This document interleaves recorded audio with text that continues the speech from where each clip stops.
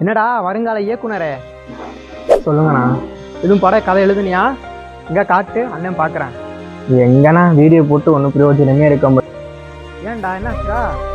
எவ்வளோ வீடியோ கஷ்டப்பட்டு எடிட் பண்ணி போட்டாலுமே ரீச்சும் ஆக மாட்டுது, வியூஸும் போக மாட்டுதுண்ணா. ரொம்ப கஷ்டமாக இருக்குண்ணா, எடுக்கவும் கஷ்டமாக இருக்குது.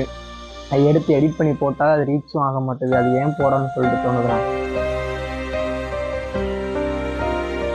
இன்ஸ்டாகிராம்ன்றக்காக தான் அப்போ நீ வீடியோ போடணும்னு சொல்லி நடக்குறியா?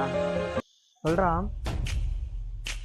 அப்புறம் என்ன, ரீச் ஆகுது ஆகலை, பார்க்குறாங்க பார்க்கல, உன்னோட உழைப்பு நீ ஃபஸ்ட்டு போட்டியா? இல்லைண்ணா.